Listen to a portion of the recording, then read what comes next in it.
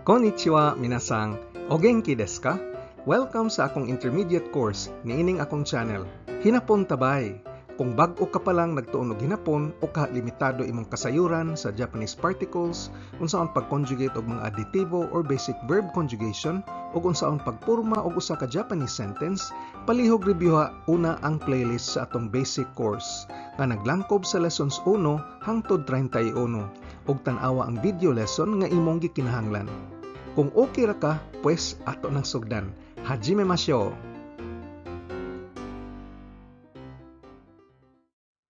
Niining lisuna, atong tukion unsahon paghimo og mga noun-based subordinate clauses. Ang subordinate clause muranig sentence, adunay subject, adunay verb, apan dili siya tinuod nga sentence, tungod kay ang iyang idea dili kompleto.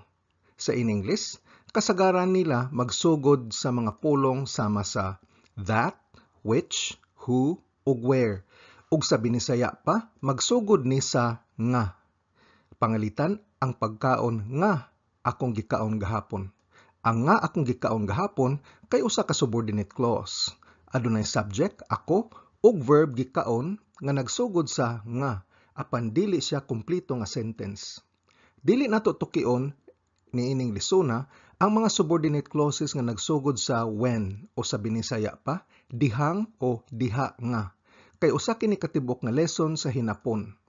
Sa hinapon, paghimo og noun-based subordinate clause, ibutang lang nimo ang verb o verb clause at tubangan sa noun nga iyang gi-modify. Ang verb kinahanglan anaa sa plain style. Kung kamao ka mohimo og mga subordinate clause, makahimo ka og mga complex Japanese sentences. Tan-aw nato atong primerong ehemplo, ang auto nga akong paliton. Ang nga akong paliton mao atong subordinate clause nga naghulagway sa auto. Adunay subject ako ug ang verb paliton, pero dili siya kompleto nga sentence. Ang hinapon mo palit kay kao. Sa hinapon mo tag watashi ga kao kuruma. Watashi ga kao kuruma. Ang watashi ga kao mao atong subordinate clause nga naghulagway sa kuruma ug ato ning ibutang atubangan sa kuruma. Himatik din ang subject sa subordinate clause mokuha sa subject particle ga ug dili wa. Mao nang moingon tag watashi ga kao kuruma. Karon ang verb nga gamiton sa paghimo og noun-based subordinate clause kinahanglan naa sa plain style. Busa ang watashi ga kaimasu kuruma dili pwede og sayop kini. Kinahanglan ang kaimasu himuon ngadto sa plain form watashi ga kao kuruma. Karon, tungod kay ang watashi ga mao may atong default kung di hinganlan ang subject, pwede nga di na lang ni nato isulti ug moingon na lang tag kao kuruma. Kao kuruma. Parehas ra gyapon ang meaning.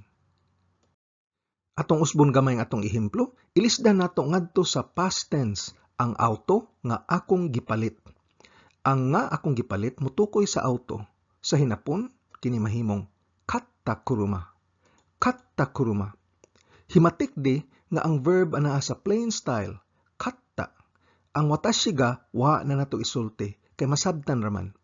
Katta kuruma, ang auto nga akong gipalit. Sunod tang ehemplo, ang auto nga di nako paliton. Ang nga di nako paliton mutukoy sa auto. Sa hinapon, kawanai kuruma.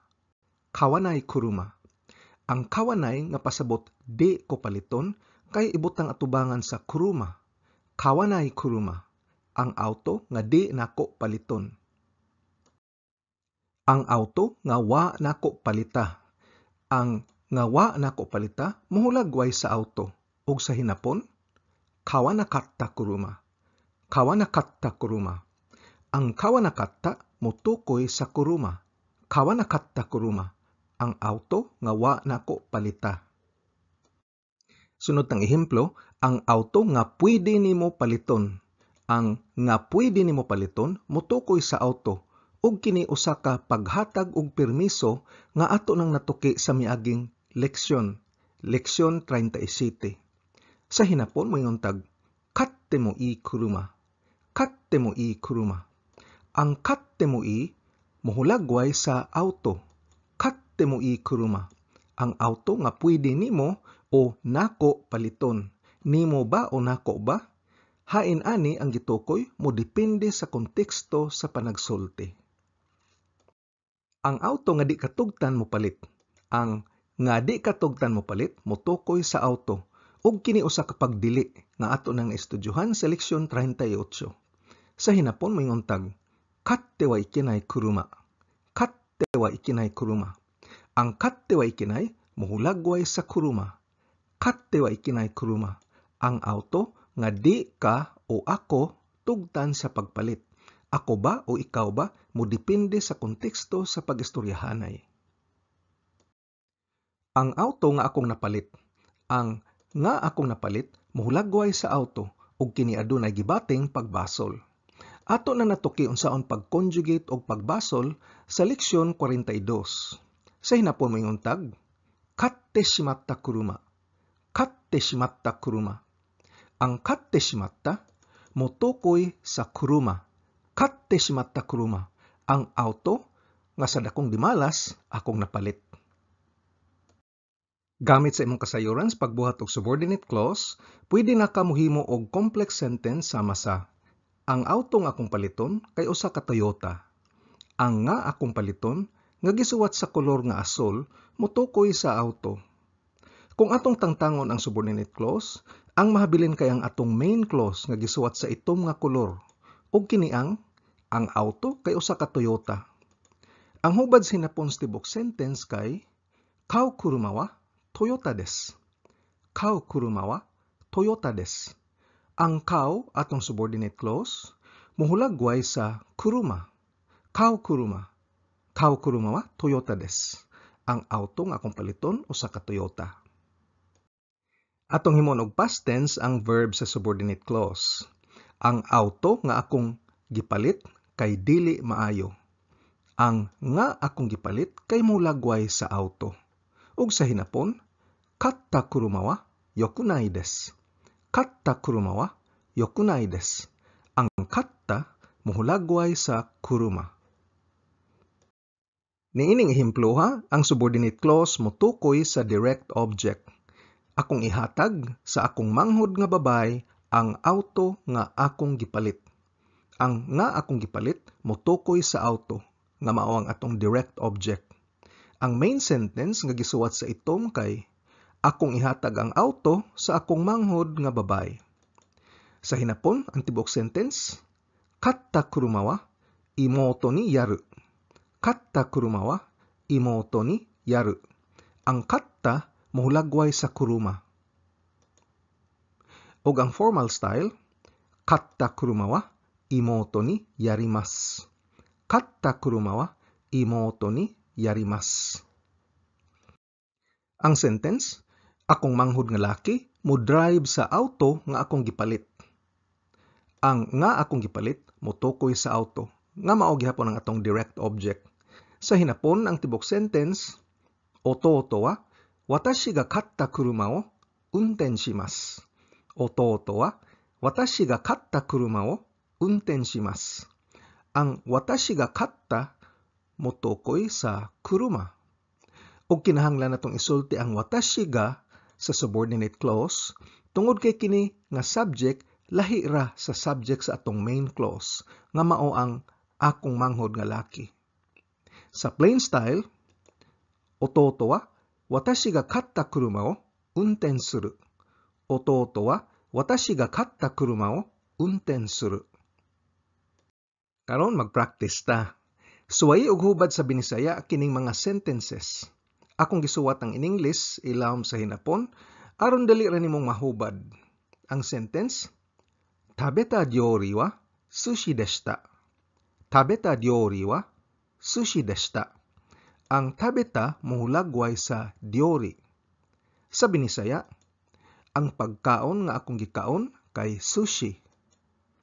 Ang imong abilidad sa pag-ila og mga subordinate clause nga nalubong sud sa usa ka Japanese sentence mao'y mohukom sa imong abilidad sa pagsabot og mga complex Japanese sentences. Karon atong dungagan og usa pa gyud ka subordinate clause nga motukoy sa sushi aron duha na ka subordinate clause niining atong sentence. Ang tabeta mohulagway sa ryori ug ang tanaka sangatsukutta motokoy sa sushi. Busa ang sentence, tabeta ryori wa Tanaka-san ga tsukutta sushi deshita. Tabeta ryori wa Tanaka-san ga tsukutta sushi deshita. Sa Binisaya, ang pagkaon nga akong gikaon kay sushi nga gihimo ni Mr. Tanaka. Laing ehemplo, Ginza de katta sake o nomu. Ginza de katta sake o nomu. Ang Ginza de katta motokoy sa sake. Ang Ginza kay usa ka sikat nga shopping district sa Tokyo ug ang sake mao ni ilimnon sa Hapon. Sa Binisaya, moinom ko og sake nga akong gipalit sa Ginza. Karon, atong dungagan og usa pa gyud ka subordinate clause nga mohulagway sa subject sa atong main sentence nga mao ang ako o watashi. Shigoto de tsukareta watashi wa Ginza de katta sake o nomu. Shigoto de tsukareta watashi wa Ginza de katta sake o nomu. Ang shigoto de tsukareta mohulagway sa watashi ug ang Ginza de katta mohulagway sa sake. Sa Binisaya, ako nga gikapoy sa trabaho moinom og sake nga akong gipalit sa Ginza. Karon, suway og hubad kining mga lain-laing subordinate clause ngadto sa Binisaya. Ang una, Tokyo ni iku hito. Tokyo ni iku hito. Ang hubad, ang tao nga moadto sa Tokyo. Ang sunod, kanojo ga aketa mado. Kanojo ga aketa mado. Sa Binisaya, ang bintana nga iyang usa siya ka babay giabrihan. Ang sunod, kaita ripoto. Kaita ripoto. Ang tubag, ang report nga akong gisuwat. Ang sunod, asa gohan o taberu okyakusan. Asa gohan o taberu okyakusan. Ang hubad, ang customer nga mokaon og pamahaw. Niining slayra, hubaron ning mga in-English nga subordinate clause ngadto sa hinapon. Timan ning ang atong gamiton mao ang plain form sa verb ug ato ning ibutang atubangan sa noun nga iyang gihulagway. Pirmiro, ang iring nga namatay. Sa hinapon, shindaneko. Shindaneko. Ang sunod, ang puwertahan nga iyang usa siya ka lalaki sirad-an. Ang hinapon, kare ga shimeru doa. Kare ga shimeru doa. Ayog kalinti nga ang subject sa usa ka subordinate clause mo gamit sa particle ga ug dili wa. Ang sunod, ang istorya nga akong nadunggan. Ang hinapon, kita hanashi. Kita hanashi. Ang sunod, ang babay nga magminyo. Ang hinapon, kekkon suru onna. Kekkon suru onna. Ang kekkon suru onna, pwede po nimo pasabot og ang babay nga akong minyuan. Kini ba? O ang babay nga magminyo ba? Ang saktong paghubad magdepende sa konteksto sa pag-istoryahanay, kay di man ni kini istrikto sa pagkahubad sa hinapon. Ang sunod, unsa may hinapon sa ang libro nga akong iuli? Ang tubag, kaisuhon. Kaisuhon. Ang sunod, ang kwarta nga iyang usa siya kalaki gitunol nimo. Ang hinapon, kare ga kimi ni watashita okane. Kare ga kimi ni watashita okane. Pwede po ta mo gamit og anata imbis kimi. Kare ga anata ni watashita okane. Ang sunod, ang laking akong gipili. Sa hinapon, eranda otoko.